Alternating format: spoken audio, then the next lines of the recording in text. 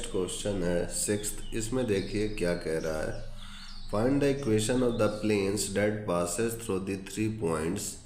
पहला है 1 1 -1 6 4 -5 -4 -2 3। तो आइए इस क्वेश्चन को हम लोग सॉल्व करते हैं। सिक्स्थ क्वेश्चन का ए पार्ट। सिक्स्थ का ए पार्ट। तो यहाँ पर जो 3 पॉइंट्स हैं, सबसे पहले मैं उसको क्या करूँगा कि मानूंगा ए बी सी वो पॉइंट्स हैं। यहाँ लिखूँगा मैं the given points are A1, 1, -1, B6, 4, -5 and C -4, -2, 3।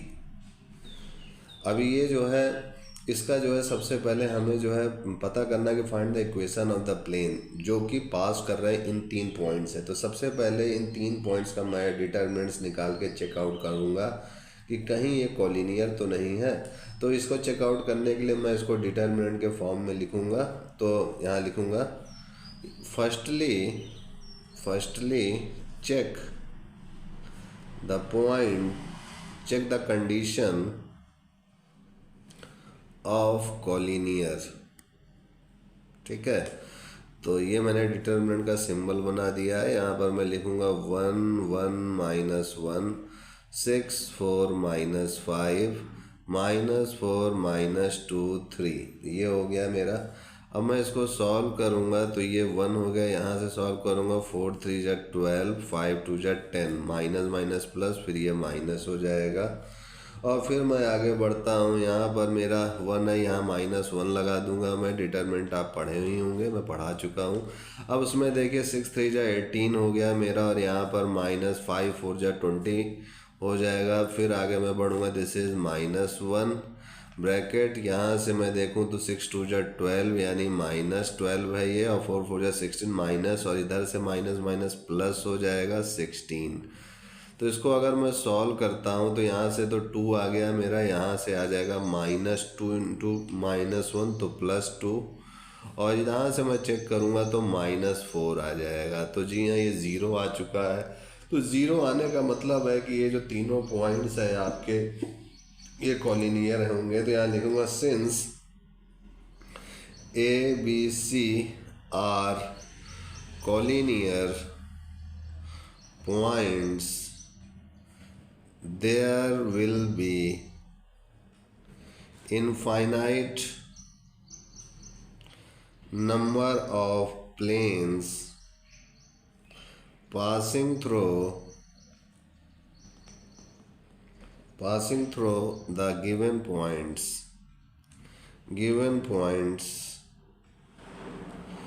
यही मेरा आंसर हो जाएगा। तो अब आते हैं हम लोग अपने नेक्स्ट क्वेश्चन की ओर। और नेक्स्ट क्वेश्चन हमारा क्या कह रहा है, सिक्स्थ का बी पॉइंट देखते हैं क्या कह रहा है। तो सिक्स्थ का बी पॉइंट कह रहा है, इसमें पॉइंट्स हमको दिए हुए हैं 1 1 0 1 2 1 -2 2 और -1। तो आइए इसको भी हम लोग सॉल्व करते हैं। सिक्स्थ का बी पॉइंट,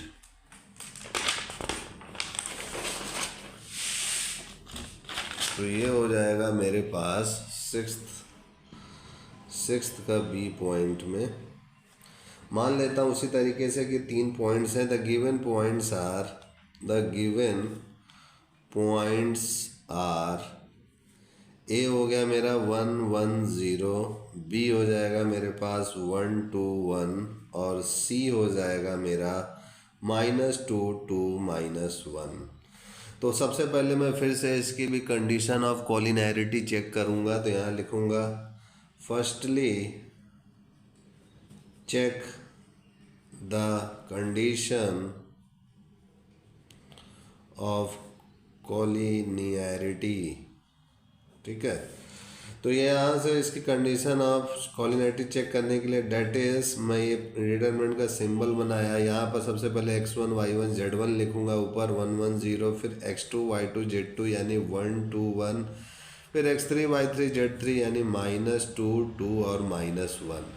अब मैं इसको अगर सॉल्व करूँ तो ये 1 है मेरे पास, यहाँ से आ जाएगा -2 और -2, फिर आ जाएगा मेरे पास -1, फिर ये -1 हो जाएगा और ये +2 हो जाएगा, फिर फाइनली 0। तो ये -4 इंटू 1, ये -4 हो गया मेरे पास, और ये -1 इंटू 1 -1 ही रहेगा। तो ये मेरे पास -5 आ गया, जो कि 0 के इक्वल नहीं है। तो मैं आगे यहाँ पर क्या लिखूँगा, therefore a plane will pass through the points A, B and C. It is known that the equation of the plane through the points x1 y1 z1 comma x2 y2 z2 and x3 y3 z3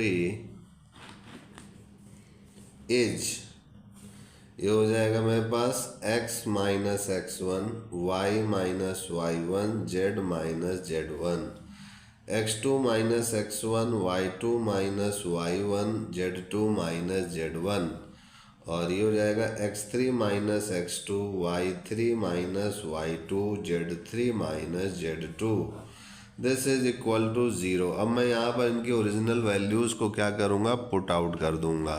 तो इनके original values को अगर मैं रखूँगा तो ये हो जाएगा x, दिस इज x1 क्या हो जाएगा मेरे पास, ये वाला x1 y1 z1 x2 y2 z2 x3 y3 z3, इनकी वैल्यूज़ को मैं यहाँ पर रखूँगा। तो ये हो जाएगा मेरे पास x माइनस x1 जो कि 1 दिया हुआ है, y माइनस y1 जो कि 1 दिया हुआ है, और z माइनस z1 हमारा 0 दिया हुआ है।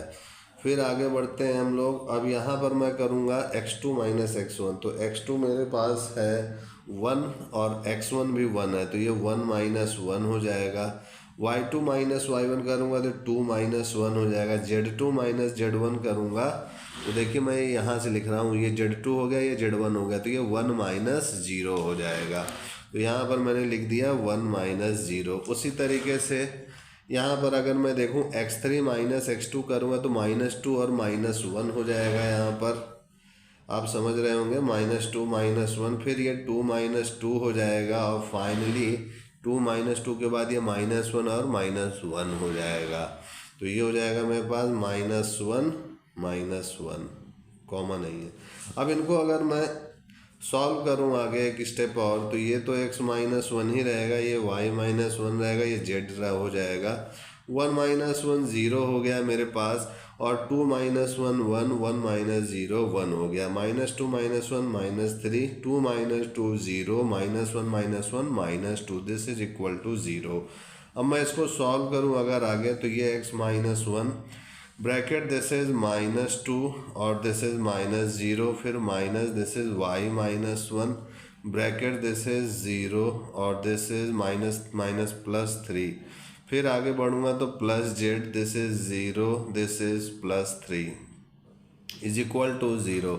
अब आगे मैं बढ़ रहा हूँ, यहाँ पर ये -2 है, यहाँ मल्टीप्लाई करूँगा, this is -2x, this is +2, और इसको आगे करूँगा सॉल्व, तो ये -3y और ये +3 और this is +3z is equal to 0। -2x -3y +3z +5 is equal to 0। तो ये हो जाएगा 2x +3y -3z -5 is equal to 0। Minus से मैंने क्या किया, मल्टीप्लाई कर दिया। तो ये जो मेरा इक्वेशन आया यही प्लेन की इक्वेशन होगी। This is the required equation of the plane, यही मेरा आंसर हो जाएगा। तो इस टाइप से मेरा ये क्वेश्चन भी 6th क्वेश्चन का A और B पार्ट भी सॉल्व हो चुका है। आज के लिए इतना ही मित्रों, तब तक के लिए जय गुरुदेव, जय Shri Ram, and I will see you next time.